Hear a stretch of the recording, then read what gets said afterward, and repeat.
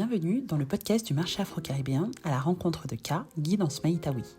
Dans cet épisode, découvre Ka, professeur de Smaïtawi, aussi appelé yoga égyptien, un art ancestral venu de Kemet. À travers la respiration consciente, le mouvement sacré, la méditation et l'alimentation vivante, elle t'invite à une profonde reconnexion à toi-même, à la terre et aux ancêtres. Retrouve-la les 17 et 18 mai au marché afro-caribéen à Paris pour une immersion dans une pratique millénaire. Prends une grande inspiration et entre dans un espace de sagesse, de calme et d'alignement. Bonne écoute. Bonjour Ka, bienvenue dans le podcast du marché afro-caribéen. Est-ce que tu peux te présenter en quelques mots? Hello, hello, merci à toi de m'accueillir. Je m'appelle Ka et je suis professeure de Smaïtawi et accompagnatrice de régulation de l'alimentation. Le Smaïtawi, c'est un art qui est assez peu connu aujourd'hui. C'est un art ancestral qui vient nous accompagner à connecter le corps, l'âme et l'esprit à travers le mouvement, la respiration, la méditation, mais aussi la connexion aux ancêtres, la connexion à la terre étant la terre sur laquelle on met nos pieds, mais aussi la terre d'Afrique. L'un de mes outils principaux, c'est la rééquilibration à l'alimentation. D'accord. Je crois savoir que tu fais d'autres choses pour faire connaître cet art. Est-ce que tu peux m'expliquer ce que tu fais concrètement? Alors concrètement, je vais donner des cours collectifs pour connecter le corps, l'âme et l'esprit. Et l'idée étant vraiment d'être à l'écoute du corps et de comprendre que chaque mouvement qu'on va faire dans une pratique qui va s'apparenter à du yoga va nous connecter à quelque chose. Soit nous connecter à la terre, soit nous connecter à l'élévation, soit nous connecter à une divinité. Donc là, pour moi, l'idée, c'est vraiment d'accompagner à libérer les tensions du corps, mais aussi celles de l'esprit à travers notre prisme, donc le prisme de la spiritualité ancestrale africaine. J'ai Oui. aussi organisé des événements en extérieur pour nous permettre de nous reconnecter à la terre. Donc, par exemple, des randonnées, des moments de cueillette. Et l'idée là, c'est vraiment de se reconnecter à notre base, à vraiment notre essence et pouvoir honorer cette terre. Et à travers la manière dont on va l'honorer, on va aussi honorer le corps parce que c'est de cette terre-là qu'on va se nourrir là, juste après. Ok. Mais comment est né le projet? Quel a été le déclic? Alors moi, j'ai découvert le Smeïtawi un peu par hasard, comme on dit, même si on sait que le hasard n'existe pas. Dans un moment de ma vie où je n'avais pas d'ancrage, où j'étais un peu perdue, je ne savais pas exactement ce que je faisais, où j'étais, qui j'étais, et je pratiquais le yoga indien depuis quelques temps. Et à côté de ça, et c'était pendant la phase du Covid, hein, ça a été un gros bouleversement pour beaucoup. Beaucoup de personnes ont ressenti le besoin de mettre du sens un peu dans leur vie. Et donc, j'ai commencé à lire sur la spiritualité ancestrale africaine et l'algorithme très, très fort m'a plongé très, très vite dans l'art du Smaïtawi. Et donc, en fait, dès la première posture de divinité, j'ai compris que si jusque-là, le yoga m'aidait au corps et à l'esprit, mais pas à l'âme, c'est parce que je n'étais pas connectée aux mêmes racines que les personnes qui ont une spiritualité qui vient d'Inde. Donc, cette pratique m'a vraiment reconnecté à mon essence.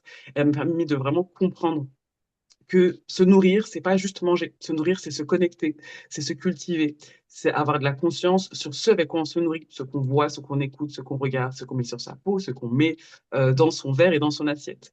Et donc, c'est né de ça. C'est né d'abord d'un besoin principal pour moi de comprendre qu'est-ce que je faisais ici, pourquoi je traitais mon corps de la manière dont je le traitais, et qu'est-ce qui pouvait m'aider à avoir une meilleure relation avec moi-même.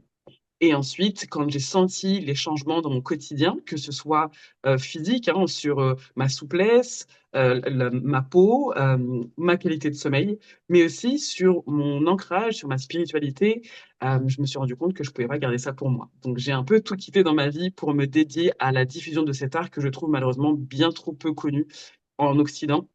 Et voilà, c'est né de ça, c'est né d'une passion parce que je me suis rendu compte qu'on avait besoin de ça, qu'on avait besoin de d'âmes passionnées qui diffusent et qui plantent des petites graines un petit peu partout, que ce soit au niveau des adultes, mais aussi de nos enfants, parce que je pense que ça commence par ça aussi, d'avoir cette conscience que c'est un savoir qui est ancestral et que toute une communauté, en passant des adultes par les enfants, ont besoin de se nourrir de ça. Alors, pourquoi avoir choisi de participer au marché afro-caribéen?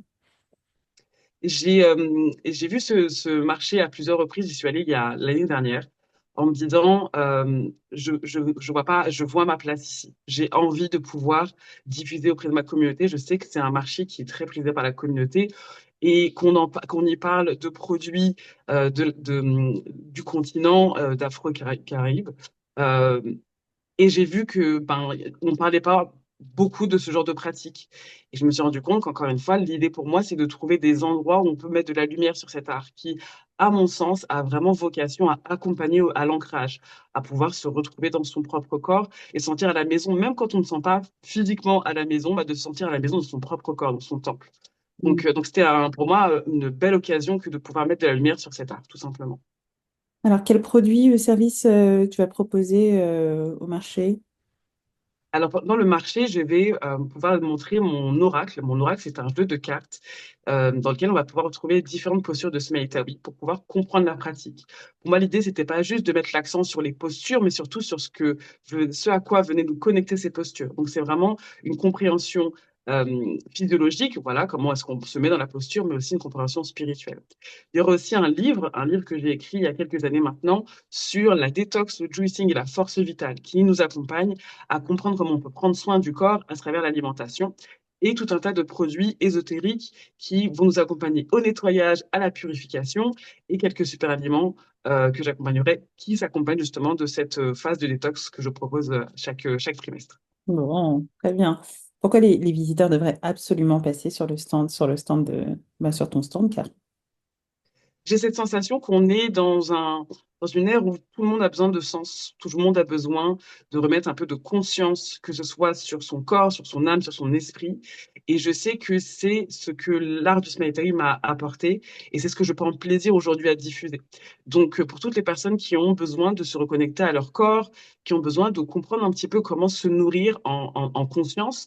Et quand je parle de nourriture, encore une fois, c'est vraiment la nourriture du corps, mais de l'âme et de l'esprit. Et ben, je serais vraiment ravie de pouvoir accueillir ces personnes-là sur mon stand pour pouvoir par leur montrer les lumières que moi-même j'ai pu découvrir en connaissant l'art du Smeïtawi.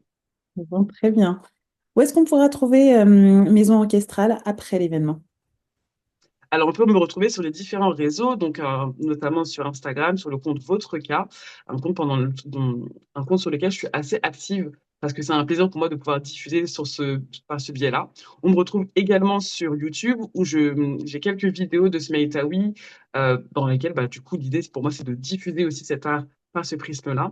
On me retrouve pendant des événements, donc j'organise toutes les semaines des cours collectifs. Quand il fait beau, je les organise en plein air pour pouvoir vraiment se connecter à la terre.